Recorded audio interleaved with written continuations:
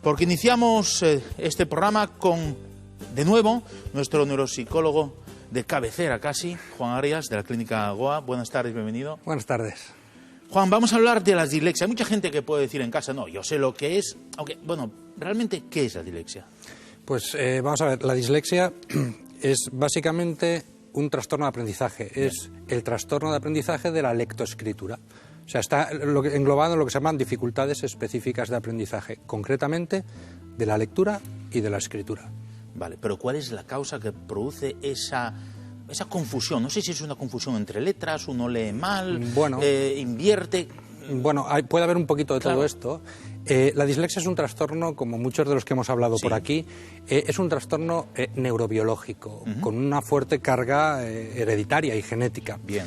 Eso quiere decir que hay un correlato neuroanatómico que justifica que estas personas, niños o adultos, tengan estas dificultades lectoras, que pasan por lo que tú has comentado y otros aspectos más. ¿Eso qué quiere decir? Que la dislexia...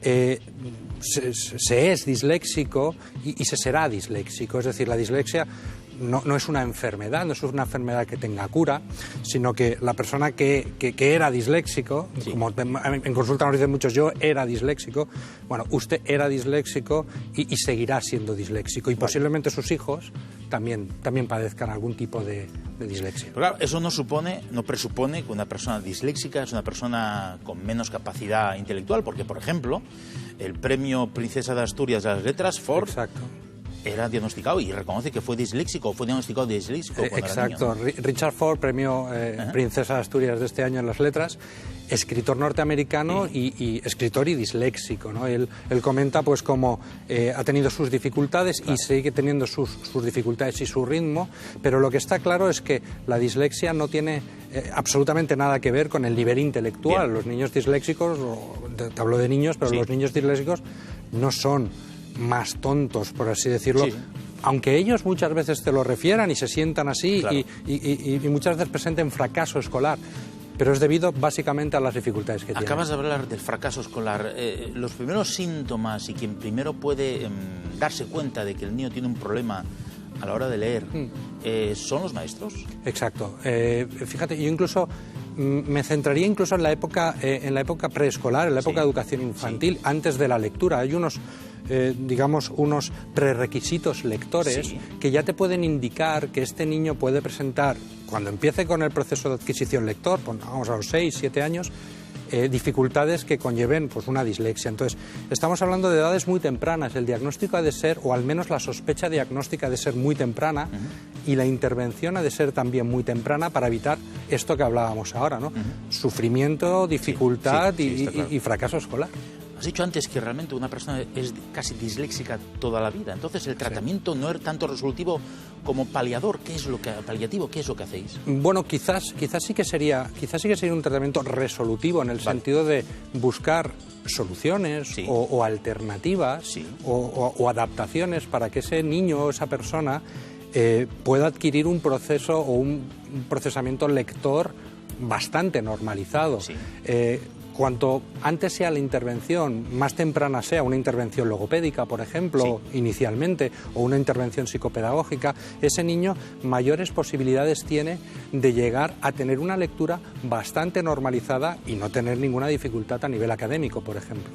El niño tiene que darse cuenta que tiene una alteración del aprendizaje o de la lectura que no es incapacitante, pero me imagino que el entorno familiar también tiene que ser tranquilizado, ¿no? El entorno familiar y el entorno docente también, ¿no? Claro. O sea, si se trabaja en todas estas esferas, sobre todo a nivel docente, mediante una serie de adaptaciones, o tampoco hace falta hacer grandes cosas, evitar determinadas acciones, como por ejemplo pues la penalización por faltas de ortografía o bajar nota por fallos de escritura o de lectura, veremos cómo este niño sacará un mejor rendimiento académico, el entorno familiar estará también mucho más relajado y ese niño llevará una vida escolar mucho más feliz y mucho más acorde a la del resto de de compañeros no disléxicos.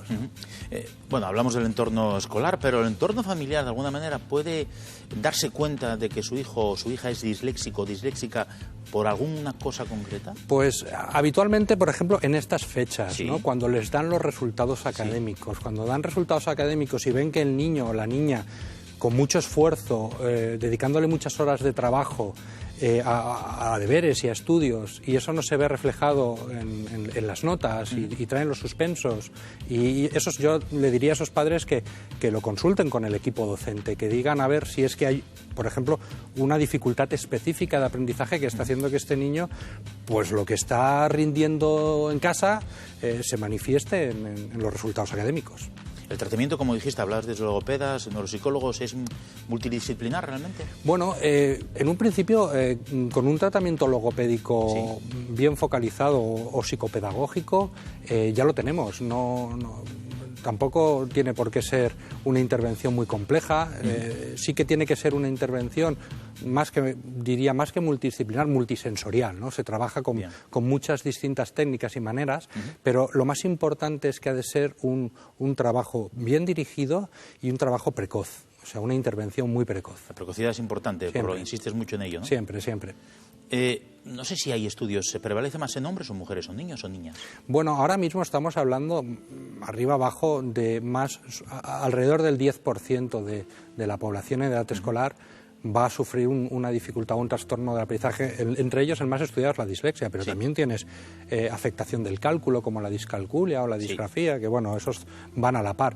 Pero los estudios nos están hablando sobre un 10% de incidencia de trastorno, con una prevalencia siempre encontramos muchas veces mayores en niños que en niñas, pero bueno, estamos hablando más o menos a la par, el 10%, un alumno por aula lo vamos a encontrar con un trastorno de aprendizaje. ¿La discalculia tiene algo que ver también con la dislexia? Es decir, ¿un disléxico también es discalcúlico? Bueno, encontramos esa comorbilidad, encontramos la discalculia es otro trastorno de aprendizaje, pero bueno, está vinculado a... Alterando números. Exacto, para entendernos. Entonces, te puedes encontrar niños con ambos trastornos del aprendizaje o directamente niños disléxicos o adultos disléxicos que también presentan confusiones tanto en la escritura de números como en el cálculo, por lo tanto rasgos discalcúlicos dentro de la propia dislexia lo tenemos. Es decir, la dislexia va más allá que única y exclusivamente las dificultades lectoras. Sería la punta del iceberg, pero tenemos una serie de signos que han de ser evaluados y han de ser también valorados en un proceso diagnóstico para saber si este niño qué grado tiene o qué dificultades asociadas puede tener a esa dislexia. Está claro que lo mejor es ponerse en manos de profesionales, como tu caso, Juan Arias. Aparte de Richard Ford, ¿hay algún famoso también que sea disléxico reconocido? Bueno, es una trampa, no te avisé que te iba a hacer esta pregunta, pero bueno, simplemente Richard Ford es el más famoso ahora mismo. Aquí tenemos un problema, porque hay bastante moda también en el tema de famosos que se apuntan al carro de la dislexia. También. Puede ser Steve Jobs, puede ser Tom Cruise, también hablamos de este actor como actor que se manifiesta como disléxico. También tenemos a Einstein, que siempre lo ponen en todos, ¿no? Siempre lo decían. Pero hay bastante, yo creo que hay bastante, no sé si decir moda, pero tendencia a aparecer en los medios como disléxico. No sé si es moda, pero es un placer siempre tenerte aquí, Juan Arias, neuropsicólogo de la clínica Goa, porque nos hablas muy bien y se nota que eres un gran profesional de tu especialidad. Y ya saben, si su hijo o hija es disléxico, no se preocupen, pónganlo en manos de los mejores profesionales, como es el caso de Juan Arias, o logopedas, y pueden llegar a ser un día Premio Princesa de Asturias o Premio Nobel. Vete tú a saber. Juan Arias, muchísimas gracias. Gracias a ti. Hasta Alan. otra. Hasta luego.